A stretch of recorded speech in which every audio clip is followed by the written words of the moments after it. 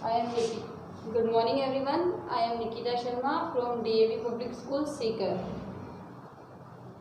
Class 4 Subject Computer Chapter 1 History of Computer। कल हमने देखा था कि कंप्यूटर किसने बनाया था। Charles Babbage. अब हम देखेंगे आज उसके आगे लेडी एडा अगस्ता लवलेस। ये कौन थी?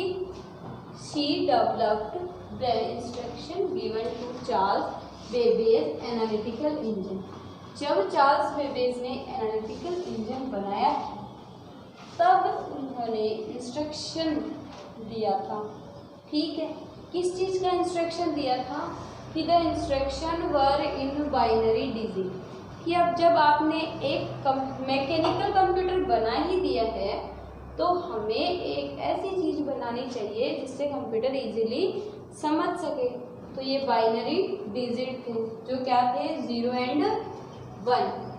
आपका जो कंप्यूटर है ये इसी पर बेस है, इसी पर आधारित है और इसी के बेस पर यह काम करता है। She also understood the basic programming techniques. वह बहुत अच्छे से प्रोग्रामिंग की जो टेक्निक्स थी उसको समझती थी। ठीक है। She is also known as the first computer programmer. और उनको फर्स्ट कंप्यूटर प्रोग्रामर के रूप में भी जाना जाता है। ठीक है। इन्होंने क्या किया था?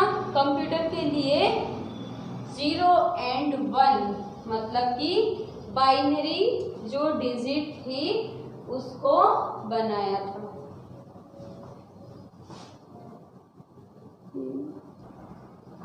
अब हम पढ़ेंगे टेबुलेटिंग मशीन के बारे में। ठीक है। In 1890 Herman Hollerith invented an electric calculating machine called tabulating machine. Herman Hollerith थे, उन्होंने टेबुलेटिंग मशीन बनाई थी 1890 में। ठीक है। और उस मशीन को टेबुलेटिंग मशीन नाम दिया था। It had the capability to read data. इसकी जो इस मशीन की जो कैपेबिलिटीज है वो क्या है? It had the capability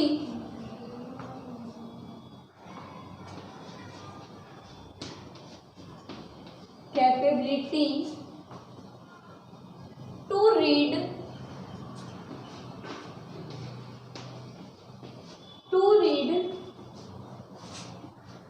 data and do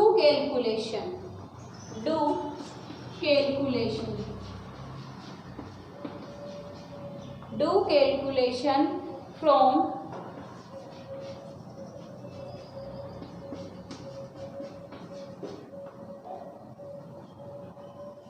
punched card। ये जो टेबुलेटिंग मशीन है वो कैसे काम करती थी? It had the capability to read data and do calculation from punch card.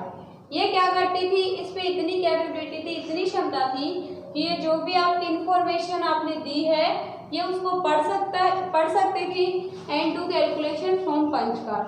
और पंच कार्ड की हेल्प से, पंच कार्ड की मदद से ये कैलकुलेशन भी कर सकती थी। The American company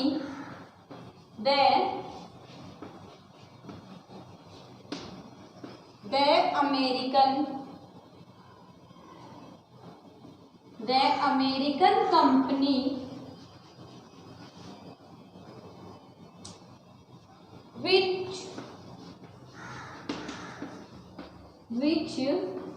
made these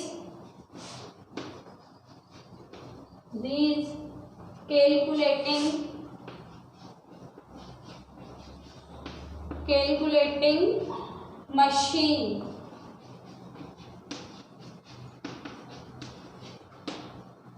और अमेरिकन कंपनी थी, उसी ने इस टेबुलेटिंग मशीन को क्या किया था?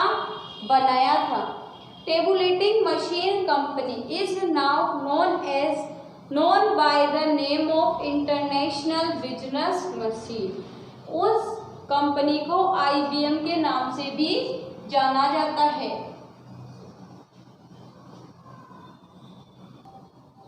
अब देखो हम पढ़ेंगे जनरेशन ऑफ कंप्यूटर कि इसके क्या पीढ़ियां हैं। जनरेशन का मतलब क्या होता है? पीढ़ी। ठीक है, तो अब कंप्यूटर की क्या क्या पीढ़ियां हैं? कंप्यूटर कब first generation, second generation, third, fourth, fifth. अब जो फर्स्ट जनरेशन है वो है 1940 से 1956 तक। अब इस वाले कंप्यूटर में क्या यूज होता था? क्या इनपुट के लिए और क्या आउटपुट के लिए। ठीक है, अब हमें इस फर्स्ट जनरेशन में यही देखना है कि इन दिस पीरियड, इस समय में computer were made using very large scale integration, कि इसमें क्या यूज होता था, फर्स्ट में क्या यूज होता था। फिर देखो सेकेंड जनरेशन जो 1956 से स्टार्ट थी और 1963 पर उसका एंड हो गया था। ठीक है, अब देखो उसमें जो फर्स्ट जनरेशन के कंप्यूटर थे उनमें कुछ चेंज हुआ, तब ये सेकंड पीढ़ी आई कंप्यूटर की। इसमें भी बहुत सारी प्रॉब्लम्स थी। ठीक है, अब देखो ये थर्ड जनरेशन के जो कंप्यूटर हैं उनमें 1963 से 1971 तक चले थे। ठीक है, इस जनरेशन के जो कंप्यूटर हैं वो 1971 तक चले थे। अब इस पे किस चीज़ का यूज़ हुआ और ये कंप्यूटर कैसे थे, इनको किस चीज़ की ज़रूरत थी। फिर देखो फोर्थ जनरेशन 1971 से 1989 तक थे, इनमें कौन से कंप्यूटर आए? क्या डेस्कटॉप इसी फोर्थ जनरेशन में आ गया था? अब हमें यही देखना है। फिर है फिफ्थ जनरेशन जो 1989 से शुरू हुआ था और आज तक है। आज तक आप जो भी यूज कर रहे हो वो है, जिसमें आपका लैपटॉप है, प्लेनटॉप है, ठीक है, नोटबुक, जो आपके लैपटॉप का ही चेंज नेम है। तो अब हमें सबसे पहले देखना है फर्स्ट जनरेशन कंप्यूटर में, इसमें क्या चेंज हुआ, क्या चेंज नहीं हुआ, कौन सी चीज़ के इसमें इनपुट के लिए यूज़ किया गया, किस चीज़ को आउटपुट के लिए यूज़ किया गया, और ये कंप्यूटर कितने बड़े थे, इनको किस चीज़ की ज़्यादा आवश्यकता थी।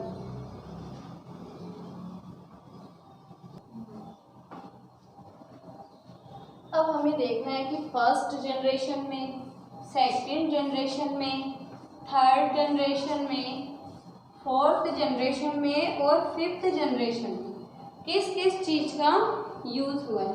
देखो फर्स्ट जनरेशन के जो कंप्यूटर थे उस जनरेशन में वैक्यूम ट्यूब और मैग्नेटिक ड्रम्स का यूज़ होता था। ठीक है, as a result they were very big. और ये जो कंप्यूटर थे फर्स्ट जनरेशन के, पहली पीढ़ी के जो कंप्यूटर थे वो कितने बड़े थे? बहुत बड़े थे, कि उनको एक रूम की आवश्यकता होती थी। फिर देखो सेकंड जनरेशन, सेकंड जनरेशन में चेंज हुआ तो वैक्यूम ट्यूब के ने रिप्लेस कर लिया, ट्रांजिस्टर ने किसको रिप्लेस किया था? वैक्यूम ट्यूब को। सेकंड जनरेशन में ट्रांजिस्टर का यूज होने लगा। फिर थर्ड जनरेशन आया तो उसमें आईसी मतलब इंटीग्रेटेड सर्किट, एक चिप थी, उसका यूज होने लगा। फोर्थ जनरेशन के जो कंप्यूटर थे उसमें माइक्रो प्रोसेसर के साथ साथ VLSI टेक्निक का भी, ULSI और VLSI टेक्निक का भी यूज होने लगा। फिफ्थ जनरेशन जो अभी चल रही है उसमें आर्टिफिशियल इंटेलिजेंसी का यूज हो रहा है। अब थोड़े से दिनों में आपके पास जो कंप्यूटर आएंगे उसमें आर्टिफिशियल इंटेलिजेंसी मतलब कि कंप्यूटर ऐसा होगा जो खुद के लिए कुछ सोचेगा, उसका खुद का भी कोई डिसीजन होगा। और जो फर्स्ट जनरेशन के कंप्यूटर हैं वो बहुत सारी हीट जनरेट करते थे उनको चलाने के लिए बहुत ज़्यादा बिजली की भी आवश्यकता होती थी। ठीक है, और इस जनरेशन के जो कंप्यूटर थे वो था यूनिवेक। ठीक, एनियक और यूनिवेक, जो बहुत मात्रा में बड़े थे, उनको एक रूम की आवश्यकता होती थी और वैक्यूम ट्यूब को लगाने के लिए भी एक इंजीनियर की आवश्यकता होती थी। फिर सेकेंड जनरेशन में ये जगह किसने ले ली थी? ट्रांजिस्टर ने। ठीक है, फिर देखो थर्ड जनरेशन में, तो जब थर्ड जनरेशन आई तो एक चिप ने ट्रांजिस्टर की जगह ले ली थी। फोर्थ जनरेशन में माइक्रो प्रोसेसर का यूज होने लगा था और फिफ्थ जनरेशन में आर्टिफिशियल इंटेलिजेंस, जैसे आपके रोबोट वगैरह है, स्मार्ट कार्स वगैरह है जो आपके कार वगैरह में लगते हैं। फिफ्थ जनरेशन में आपके रोबोट वगैरह है और आपके स्मार्ट कार वगैरह है, ये सब फिफ्थ जनरेशन में इंक्लूड है। आपको यह समझ में आ गया होगा। अगर इससे रिलेटेड आपको कोई भी प्रॉब्लम है तो आप DAV स्कूल के व्हाट्सएप नंबर पर मैसेज कर सकते हैं। Thank you.